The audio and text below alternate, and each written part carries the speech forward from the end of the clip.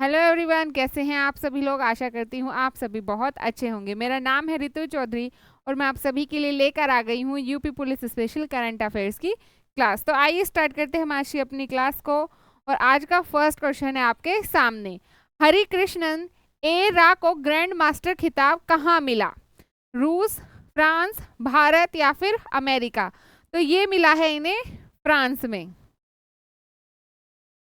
चेन्नई के 23 वर्षीय शतरंज खिलाड़ी हरि कृष्णन ए रा ने फ्रांस में आयोजित ला फ्लैगने इंटरनेशनल चेस फेस्टिवल में 11 जुलाई 2025 को ग्रैंड मास्टर का प्रतिष्ठित खिताब हासिल कर भारत के 87वें या 87वें ग्रैंड मास्टर बनने का गौरव इन्होंने प्राप्त किया है। उन्होंने ये खिताब भारतीय खिलाड़ी पी इनियान के साथ ड्रॉ खेलकर आवश्यक तीसरा जीएम नॉर्म अर्जित कर प्राप्त किया है। नेक्स्ट है, बिहार मुख्यमंत्री प्रतिज्ञा योजना के क्रियान्वयन के लिए किसकी अध्यक्षता में समिति गठित की गई है? मुख्यमंत्री, मुख्यमंत्री सचिव, विकास आयुक्त या फिर शिक्षा मंत्री? तो ये की गई है विकास आयुक्त की अध्यक्षता में। बिहार सरकार ने युवाओं को रोजगार उन्मुखी बनाने और उन्हें आर्थिक सहायता प्रदान करने का इंटर्नशिप में भाग लेने हेतु मुख्यमंत्री प्रतिज्ञा योजना की शुरुआत की है।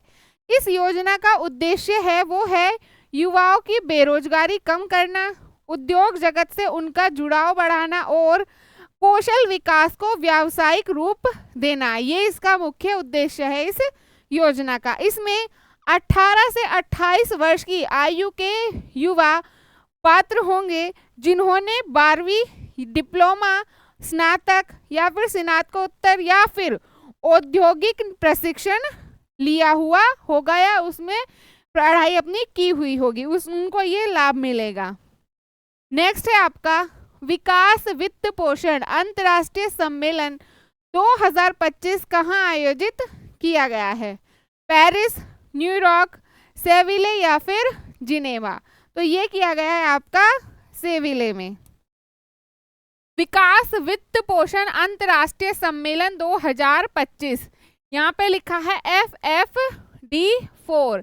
इसका मतलब है चौथा विकास वित्त पोषण अंतर्राष्ट्रीय सम्मेलन, यानी कि international conference for financing development को 30 जून से 30 जुलाई तक सेविले स्पेन में आयोजित किया गया है, जिसका आयोजन संयुक्त राष्ट्र आर्थिक एवं सामाजिक कार्य विभाग या जिसे आप अंदेशा कहते हैं और इकोसोक ने किया है, दोनों ने मिलकर। यह सम्मेलन प्रति दशक यानी कि 10 वर्षों में एक बार आयोजित होता है। क्यों होता है, क्या है इसका उद्देश्य? इसका उद्देश्य है सतत विकास लक्ष्यों या SDGs जिसे आप कहते हैं, यानी सस्टेनेबल डेवलपमेंट गोल्स के कार्यान्वयन को गति देना, वैश्विक वित्तीय प्रणाली में पारदर्शी और समावेशी सुधार को बढ़ावा देना तथा पूर्ववर्ती घोषणाओं की प्रगति की समीक्षा करना। ये इसका मुख्य उद्देश्य है। अब आप बात करें FFD की, ये है क्या? ये सीरीज है एक हाई लेवल इवेंट की, जो कि क्या काम करती है? ये काम करती है जो विकासशील देश हैं या जो डेवलपिंग कंट्रीज हैं उनमें सतत विकास और उनके वित्तीय संसाधन के लिए ये कार्य करती है। उसके बाद बात करते हैं हम अंदेशा। क्या है ये अंदेशा? अंदेशा ये है आपकी, जो इसका पूरा नाम होगा वो होगा आपका United Nations department of economic and social affairs. ये इसका पूरा नाम है। इसके हेडक्वार्टर की हम बात करें, इसका जो हेडक्वार्टर है वो है आपका न्यूयॉर्क USA में, न्यूयॉर्क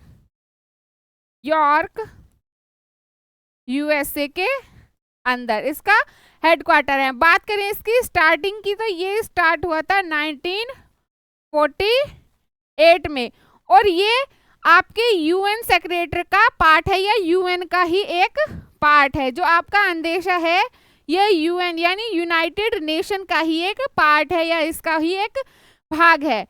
और साथ ही साथ ये क्या चीज करता है या इसका काम क्या है, तो इसका काम ये है कि दुनिया भर में आपका सस्टेनेबल डेवलपमेंट यानी सतत विकास और इकोनॉमिक ग्रोथ यानी कि आर्थिक विकास और उसके साथ साथ आपका सोशल डेवलपमेंट या सोशल प्रोग्रेस या फिर सामाजिक प्रगति, इन सभी चीजों को विश्व भर में ये प्रमोट करता है।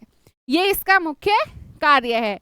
उसके बाद बात करें हम इकोसॉक, ये क्या है? ये है आपका जो इसकी शुरुआत हुई थी इकोसॉक,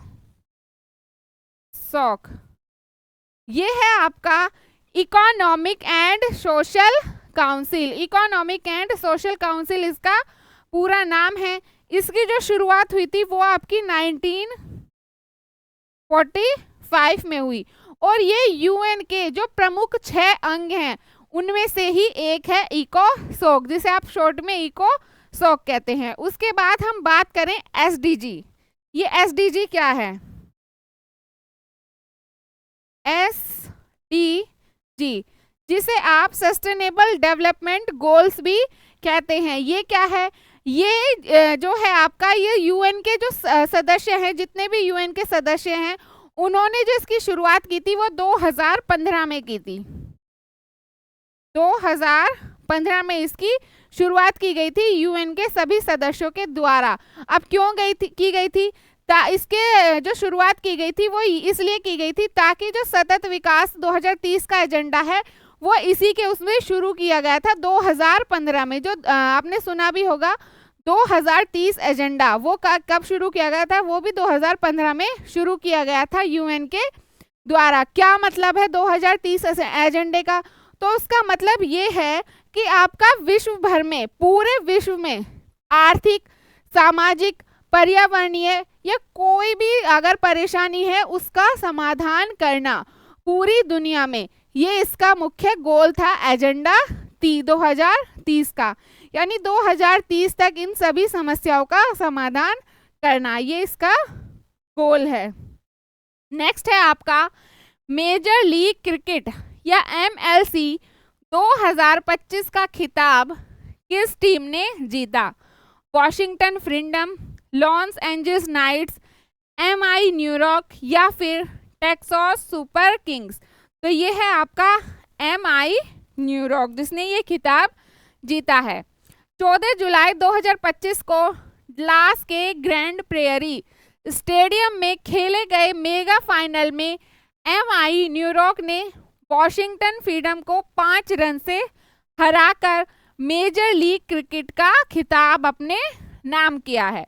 ये टूर्नामेंट आपका अमेरिका में आयोजित हुआ और यह देश में T20 फ्रेंचाइजी क्रिकेट की बढ़ती लोकप्रियता को भी दर्शाता है। नेक्स्ट है फीफा क्लब वर्ल्ड कप 2025 का खिताब किस टीम ने जीता? Real Madrid, Chelsea FC, Paris Saint Germain या फिर बायरन म्यूनिक। तो ये खिताब आपका जीता है चेल्सी एफसी ने। ये यहाँ बी हो जाएगा और यहाँ ये सी हो जाएगा। अब ये शुरू कब हुआ था? ये आपका शुरू हुआ था 1930 में।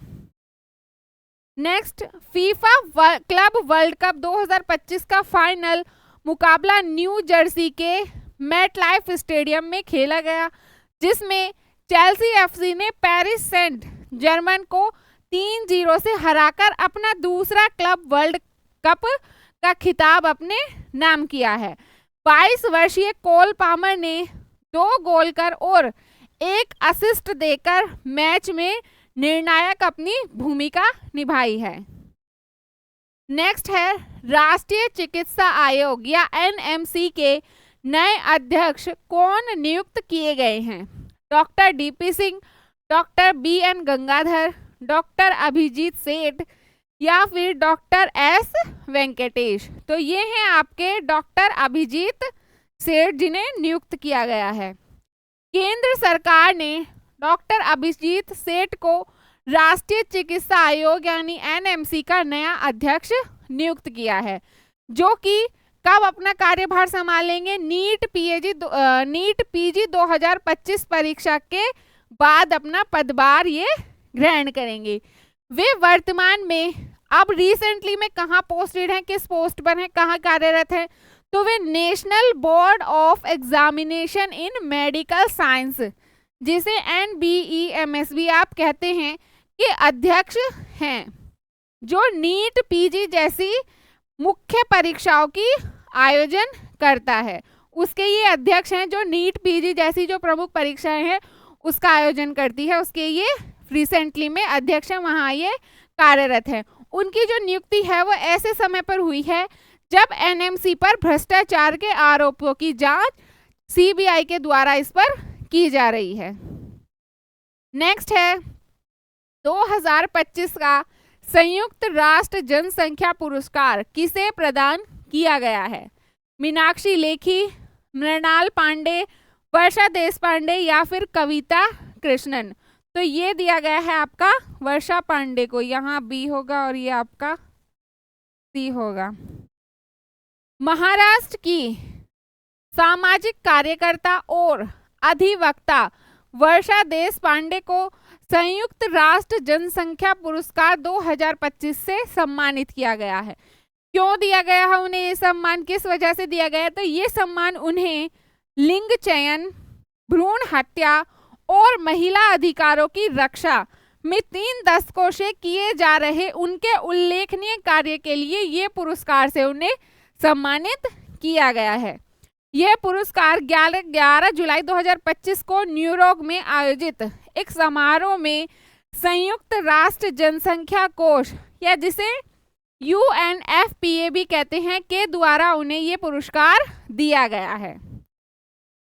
नेक्स्ट है ईगा स्वाइटेक ने किस वर्ष विंबलडन में अपना पहला खिताब जीता है? 2023, 2024, 2025 या फिर 2022? तो ये खिताब इन्होंने जीता है आपका 2025 में। 12 जुलाई 2025 को पोलैंड की टेनिस खिलाड़ी ईगा स्वाइटेक ने विंबलडन महिला एकल खिताब जीतकर अपने करियर का पहला विंबलडन और कुल 6ठा ग्रैंड स्लैम खिताब हासिल किया है। उन्होंने फाइनल में अमेरिका की अमांडा अनिसिमोवा को 6-0, 6-0 से हराया, जिसे डबल बैगेल कहा जाता है, और यह महिला ग्रैंड स्लैम फाइनल में केवल तीसरी बार हुआ है, यानी कि अब तक ऐसा सिर्फ तीसरी बार हुआ है। तो ये थे हमारी क्लास के आज के कुछ इंपॉर्टेंट क्वेश्चंस। आज की क्लास को हम यहीं तक रखेंगे, तो अब आपसे मुलाकात होगी नेक्स्ट क्लास में। क्लास आपको अच्छी लगी हो तो अपने दोस्तों के साथ शेयर करें, वीडियो को लाइक करें, चैनल पर नए हैं तो सब्सक्राइब जरूर करें और बेल आइकन भी प्रेस कर लें। आज के लिए इतना ही, धन्यवाद।